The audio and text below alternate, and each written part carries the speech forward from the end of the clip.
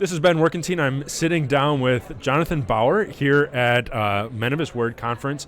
Excited to get a chance to talk with you. Thanks for stopping by. Yeah, absolutely. Thanks for inviting me. So for those who maybe aren't familiar with you, just kind of lay out your ministry context, what you're working on, any projects you've got going.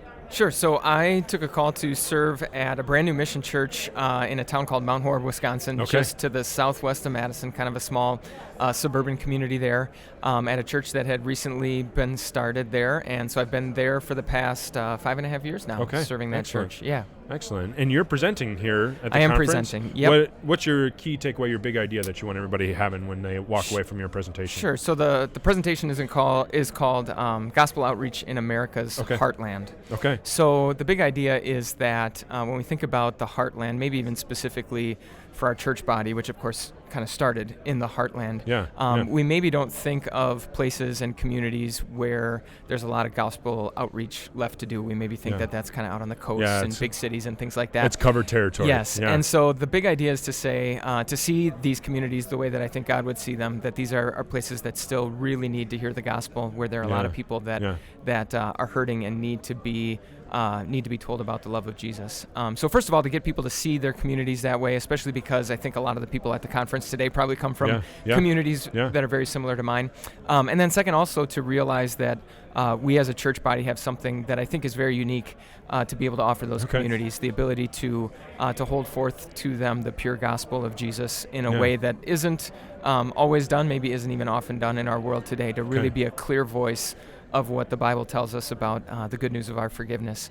So to really view ourselves as uniquely equipped to be able to share the gospel in these places. Awesome. Now our listeners are, for the most part, Jesus followers, but they're spread all over the country. So I think there is that perception around the country that the Midwest, the upper Midwest, is very Christian already. What have you found in Mount Horeb or in this area that would surprise somebody that's a Jesus follower, maybe in California or Florida or Connecticut?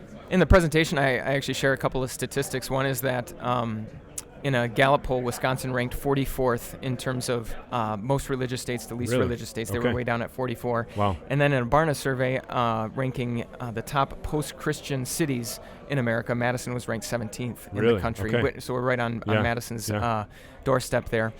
Just even anecdotally, I would say in our church or in our community of about 7,000 people, probably about 10 to 15% are going to church on a regular basis. And you can see some of the kind of the effects of that. If a generation has now grown up kind of walking away from the Word of God that they were maybe brought up with, it's starting to, I think, bear some fruit and really make it obvious that the gospel needs to be there. Are you finding folks that don't go to church, say Mount Horeb or Madison, are they grew up going to church, or they're just completely have no memory of going to church? No, that's the pretty typical story, is that odds are, and this is what you think of when you think of the heartland, there's probably a religious upbringing of some sort, but probably about the time they went off to college, they just kind of drifted away from it, maybe not even deliberately or just kind of making, a major life break, but just it happens to college students.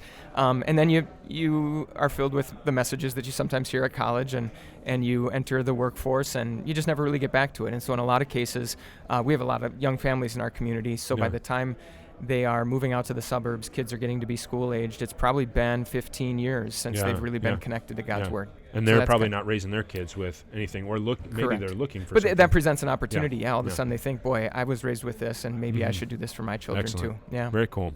Well, thanks for stopping by. If people want to learn more about you or find out what you're working on, where would they find you? Sure. So our church website is Good News LC, Good News Lutheran Church, so goodnewslc.org.